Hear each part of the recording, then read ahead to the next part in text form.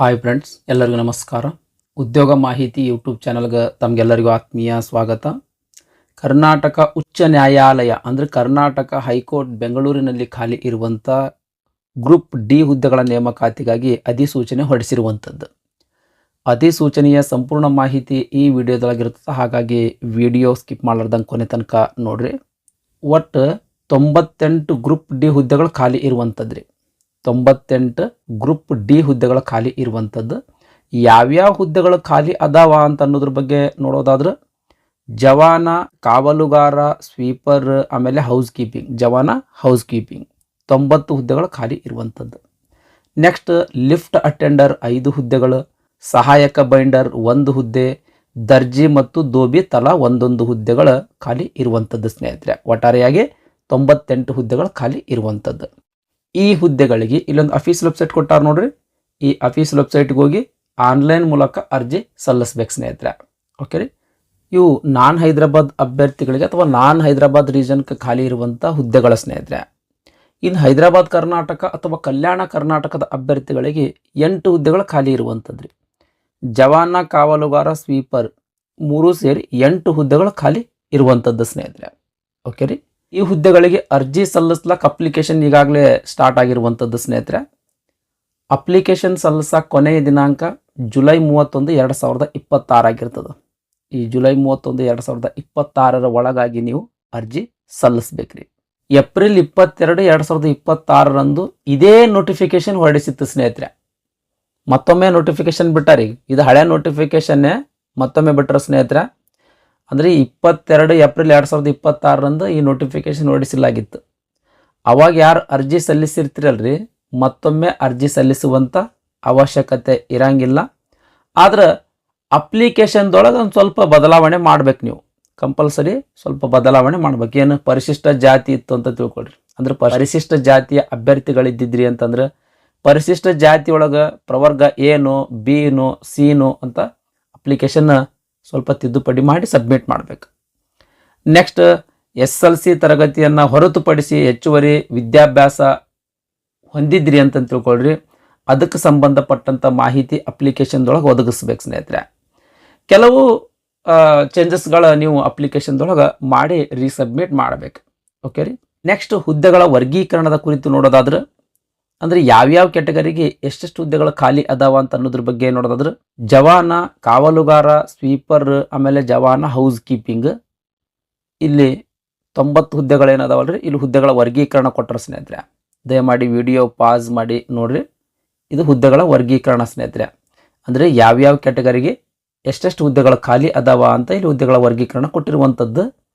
ದಯಮಾಡಿ video pause ಮಾಡಿ ನೋಡ್ರಿ ಸ್ನೇಹಿತರೆ. ನೆಕ್ಸ್ಟ್ ಲಿಫ್ಟ್ ಅಟೆಂಡರ್ದ ಹುದ್ದೆಗಳ ವರ್ಗೀಕರಣ ರೀ. ನೆಕ್ಸ್ಟ್ ಸಹಾಯಕ ಬೈಂಡರ್, ದರ್ಜಿ, ದೋಬಿ 1 ಹುದ್ದೆಗಳು ಖಾಲಿ ಇರುವಂಥದ್ದು ಸ್ನೇಹಿತರೆ. ಓಕೆ ರೀ. ನೆಕ್ಸ್ಟ್ ಅಭ್ಯರ್ಥಿಗಳು ಈ ಗ್ರೂಪ್ ಡಿ ಹುದ್ದೆಗಳಲ್ಲಿಯೇ 1ಕ್ಕಿಂತ ಹೆಚ್ಚು ಹುದ್ದೆಗಳಿಗೆ ನೀವು ಅರ್ಜಿ ಸಲ್ಲಿಸ್ಬೇಕಂತ ಅನ್ಕೊಂಡಿದ್ರಿ ಅಂತ ತಿಳ್ಕೊಳ್ರಿ. ಪ್ರತಿ ಹುದ್ದೆಗೆ ಪ್ರತ್ಯೇಕವಾದ ಅರ್ಜಿ ಲಿಂಕ್ ಅದ ಸ್ನೇಹಿತರೆ. ಸಪರೇಟ್ ಲಿಂಕ್ ಕೊಟ್ಟರು. ಆ ಲಿಂಕ್ಗಳ ಮೇಲೆ ಕ್ಲಿಕ್ ಮಾಡೋದ್ರ ಮೂಲಕ ಪ್ರತಿ ಹುದ್ದೆಗೆ ಪ್ರತ್ಯೇಕವಾದ ಅರ್ಜಿಯನ್ನು ಸಲ್ಲಿಸಬೇಕು. ಅದೇ ರೀತಿ ಅರ್ಜಿ ಶುಲ್ಕ ತುಂಬಬೇಕು ಸ್ನೇಹಿತರೆ. ಅಂದರೆ ಪ್ರತಿ ಹುದ್ದೆಗೆ ಸಪ್ರೇಟ್ ಅಪ್ಲಿಕೇಶನ್ ಹಾಕ್ಬೇಕು. ಆಮೇಲೆ ಸಪ್ರೇಟ್ ಅಪ್ಲಿಕೇಶನ್ ಫೀ ತುಂಬಬೇಕ್ರಿ. ನೆಕ್ಸ್ಟ್ ವೇತನ ಶ್ರೇಣಿಯ ಬಗ್ಗೆ ನೋಡೋದಾದ್ರೆ ಅಂದರೆ ಸ್ಯಾಲರಿ ಬಗ್ಗೆ ನೋಡೋದಾದ್ರೆ ಜವಾನ, ಕಾವಲುಗಾರ, ಸ್ವೀಪರ್, ಜವಾನ, ಹೌಸ್ ಕೀಪಿಂಗ್, ಸಹಾಯಕ ಬೈಂಡರ್, ದೋಬಿ ಲೆವೆಲ್ 2 ಹುದ್ದೆಗಳ ಸ್ನೇಹಿತರೆ. ಪ್ರತಿ ತಿಂಗಳಿಗೆ 19,900 ರೂಪಾಯಿ ಬೇಸಿಕ್ ಪೇಮೆಂಟ್ ಇರುವಂಥದ್ದು. ಇದ್ರ ಮೇಲೆ ಹಲವಾರು ಅಲವೆನ್ಸಸ್ಗಳು ಕೂಡ ನೀಡಲಾಗ್ತದೆ. ನೆಕ್ಸ್ಟ್ ಲಿಫ್ಟ್ ಅಟೆಂಡರ್ ಮತ್ತು ದರ್ಜಿ ಇವು ಲೆವೆಲ್ 3 ಹುದ್ದೆಗಳ ಪ್ರತಿ ತಿಂಗಳಿಗೆ 21,700 ರೂಪಾಯಿ ಬೇಸಿಕ್ ಪೇಮೆಂಟ್ ಇರುವಂಥದ್ದು. ಆಗಲೇ ಹೇಳ್ದಂಗೆ ಇದ್ರ ಮೇಲೆ ಹಲವಾರು ಅಲವೆನ್ಸಸ್ಗಳು ಕೂಡ ನೀಡಲಾಗ್ತದೆ. ನೆಕ್ಸ್ಟ್ ಎಜುಕೇಷನ್ ಕ್ವಾಲಿಫಿಕೇಷನ್ ಬಗ್ಗೆ ನೋಡೋದಾದ್ರೆ ಅಂದ್ರೆ ಈ ಹುದ್ದೆಗಳಿಗೆ ಅರ್ಜಿ ಸಲ್ಲಿಸಬೇಕಾಗಿತ್ತು ಅಂದ್ರೆ ಎಜುಕೇಷನ್ ಕ್ವಾಲಿಫಿಕೇಷನ್ ಏನಾಗಿರ್ಬೇಕಂತ ಅನ್ನೋದ್ರ ಬಗ್ಗೆ ನೋಡೋದಾದ್ರೆ ಜವಾನ, ಕಾವಲುಗಾರ, ಸ್ವೀಪರ್, ಜವಾನ, ಹೌಸ್ ಕೀಪಿಂಗ್ 10ನೇ ತರಗತಿ ಪಾಸ್ ಆಗಿರ್ಬೇಕು ಸ್ನೇಹಿತರೆ. ಈ ಹುದ್ದೆಗಳಿಗೆ ನೀವು ಅರ್ಜಿ ಸಲ್ಲಿಸಬೇಕಾಗಿತ್ತು ಅಂದ್ರೆ ಜಸ್ಟ್ 10th ಪಾಸ್ ಆಗಿರ್ಬೇಕು. 10th ಪಾಸ್ ಆಗಿದ್ರಿ ಅಂತಂದರೆ ಈ ಹುದ್ದೆಗಳಿಗೆ ಅರ್ಜಿ ಸಲ್ಲಿಸ್ಬೋದು. Next lift attender. ಈ ಹುದ್ದೆಗಳಿಗೆ ಅರ್ಜಿ ಸಲ್ಲಿಸಬೇಕಾಗಿತ್ತಂದ್ರೆ 10ನೇ ತರಗತಿ ಪಾಸ್ ಆಗಿರಬೇಕು. ಅದ್ರ ಜೊತೆಗೆ ಲಿಫ್ಟ್ ಮೆಕ್ಯಾನಿಸಮ್ನಲ್ಲಿ ವರ್ಕ್ ಮಾಡಿರ್ತಕ್ಕಂಥ ಎಕ್ಸ್ಪೀರಿಯನ್ಸನ್ನು ಹೊಂದಿರಬೇಕು ಸ್ನೇಹಿತರೆ. ನೆಕ್ಸ್ಟ್ ಸಹಾಯಕ ಬೈಂಡರ್. 10ನೇ ತರಗತಿ ಪಾಸ್ ಆಗಿರಬೇಕು. ಅದರ ಜೊತೆಗೆ ಬೈಂಡಿಂಗ್ ಕೆಲಸದಲ್ಲಿ 2 ವರ್ಷಗಳ ಎಕ್ಸ್ಪೀರಿಯನ್ಸನ್ನು ಹೊಂದಿರಬೇಕು. ಈ ಲಿಫ್ಟ್ ಅಟೆಂಡರ್ಗೆ ಎಷ್ಟು ವರ್ಷ ಎಕ್ಸ್ಪೀರಿಯನ್ಸ್ ಹೊಂದಿರಬೇಕಂತ ಕೊಟ್ಟಿಲ್ಲ. ಆದರೆ ಸಹಾಯಕ ಬೈಂಡರ್ ಹುದ್ದೆಗಳಿಗೆ ಬೈಂಡಿಂಗ್ ಕೆಲಸದಲ್ಲಿ 2 ವರ್ಷಗಳ ಎಕ್ಸ್ಪೀರಿಯನ್ಸನ್ನು ಹೊಂದಿರಬೇಕಂತ ಕೊಟ್ಟಿರುವಂಥದ್ದು. ನೆಕ್ಸ್ಟ್ ದರ್ಜಿ. 10ನೇ ತರಗತಿ ಪಾಸ್ ಆಗಿರಬೇಕು. ದರ್ಜಿ ಕೆಲಸದಲ್ಲಿ 3 ವರ್ಷಗಳ ಎಕ್ಸ್ಪೀರಿಯನ್ಸನ್ನು ಹೊಂದಿರಬೇಕು. ನೆಕ್ಸ್ಟ್ ದೋಬಿ. 10ನೇ ತರಗತಿ ಪಾಸ್ ಆಗಿರಬೇಕು. ದೋಬಿ ಕೆಲಸದಲ್ಲಿ ಎಕ್ಸ್ಪೀರಿಯನ್ಸನ್ನು ಹೊಂದಿರಬೇಕು ಸ್ನೇಹಿತರೆ. ಎಷ್ಟು ವರ್ಷ ಅಂತ ಇಲ್ಲ, ಒಟ್ಟು ಎಕ್ಸ್ಪೀರಿಯನ್ಸನ್ನು ಹೊಂದಿರಬೇಕು. ಇದಿಷ್ಟು ಎಜುಕೇಷನ್ ಕ್ವಾಲಿಫಿಕೇಷನ್ನ ಕುರಿತು ಮಾಹಿತಿ. ನಾರ್ಮಲಿ 10ನೇ ತರಗತಿ ಪಾಸ್ ಆದರೂ ಅರ್ಜಿ ಸಲ್ಲಿಸ್ಬೋದು. ಯಾವ ಹುದ್ದೆಗೆ ಅರ್ಜಿ ಸಲ್ಲಿಸ್ಬೇಕಂತೀರಿ ಅದಕ್ಕೆ ಸಂಬಂಧಪಟ್ಟಂಥ ಎಕ್ಸ್ಪೀರಿಯನ್ಸನ್ನು ನೀವು ಹೊಂದಿರಬೇಕು. ನೆಕ್ಸ್ಟ್ ವಯೋಮಿತಿಯ ಕುರಿತು ನೋಡೋದಾದ್ರೆ ಈ ಹುದ್ದೆಗಳಿಗೆ ನೀವು ಅರ್ಜಿ ಸಲ್ಲಿಸ್ಬೇಕಂತ ಅಂದ್ಕೊಂಡಿದ್ದೀರಿ ಅಂತ ತಿಳ್ಕೊಳ್ರಿ. ಕನಿಷ್ಠ 18 ವರ್ಷ ವಯಸ್ಸಾಗಿರ್ಬೇಕು ರೀ. ಕನಿಷ್ಠ 18 ವರ್ಷ ವಯಸ್ಸಾಗಿರಬೇಕು. ಗರಿಷ್ಠ ವಯೋಮಿತಿಯ ಬಗ್ಗೆ ನೋಡೋದಾದ್ರೆ ಸಾಮಾನ್ಯ ವರ್ಗದ ಅಭ್ಯರ್ಥಿಗಳಿಗೆ 40 ವರ್ಷಗಳು, ಹಿಂದುಳಿದ ವರ್ಗದ ಅಭ್ಯರ್ಥಿಗಳಿಗೆ ಅಂದರೆ ಕ್ಯಾಟಗರಿ 2A, 2B, 3A, 3Bಗೆ ಸೇರಿದ ಅಭ್ಯರ್ಥಿಗಳಿಗೆ 43 ವರ್ಷಗಳು, ಅಂದರೆ SC, ST ಮತ್ತು ಕ್ಯಾಟಗರಿ 1ಗೆ ಸೇರಿದ ಅಭ್ಯರ್ಥಿಗಳಿಗೆ 45 ವರ್ಷಗಳು. ಈ ರೀತಿ ಗರಿಷ್ಠ ವಯೋಮಿತಿಯಾಗಿರ್ತದೆ ರೀ. ನೆಕ್ಸ್ಟ್ ಅರ್ಜಿ ಶುಲ್ಕ. ಅರ್ಜಿ ಶುಲ್ಕದ ಬಗ್ಗೆ ನೋಡೋದಾದ್ರೆ ಜನರಲ್ ಕ್ಯಾಟಗರಿ ಆಮೇಲೆ ಕ್ಯಾಟಗರಿ 2A, 2B, 3A, 3Bಗೆ ಸೇರಿದ ಅಭ್ಯರ್ಥಿಗಳಿಗೆ 200 ರೂಪಾಯಿ ಅರ್ಜಿ ಶುಲ್ಕ ಇರುವಂಥದ್ದು.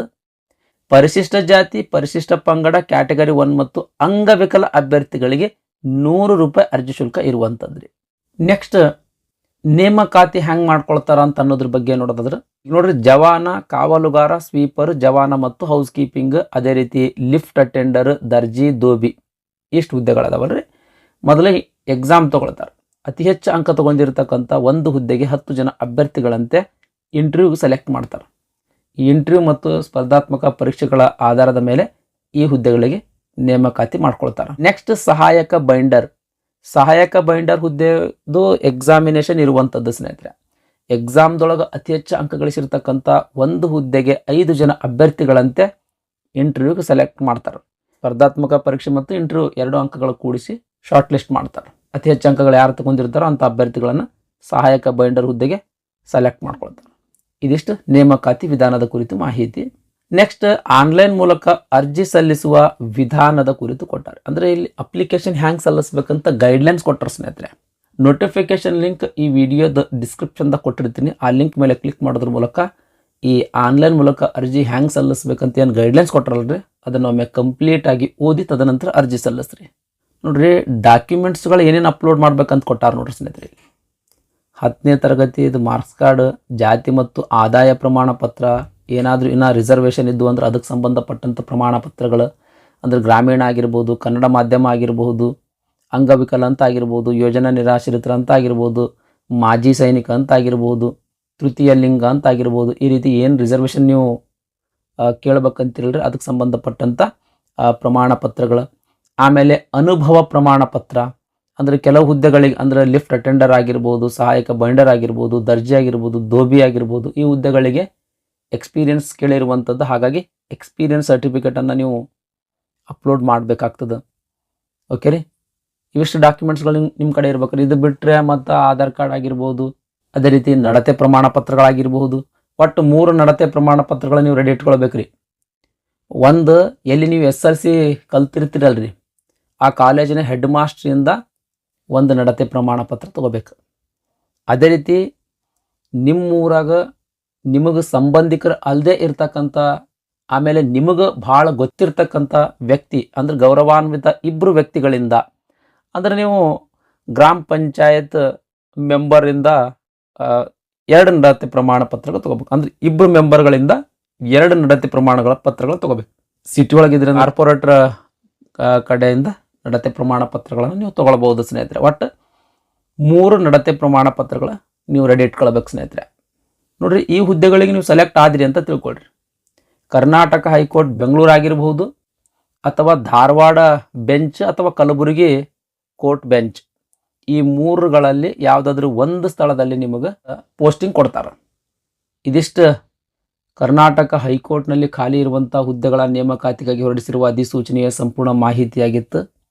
ಈ ವಿಡಿಯೋ ನಿಮ್ಗೆ ಇಷ್ಟ ಆಗಿತ್ತು ಅಂದರೆ ದಯಮಾಡಿ ಲೈಕ್ ಬಟನ್ ಮೇಲೆ ಪ್ರೆಸ್ ಮಾಡಿರಿ. ಅದೇ ರೀತಿ ನಿಮ್ಮ ಫ್ರೆಂಡ್ಸರಿಗೂ ಕೂಡ ಶೇರ್ ಮಾಡಿರಿ ಅಂತ ವಿನಂತಿಸಿಕೊಳ್ತಾ ಇವತ್ತಿನ ವಿಡಿಯೋ ಮುಗಿಸ್ತಾ ಇದ್ದೀನಿ. ಧನ್ಯವಾದಗಳು.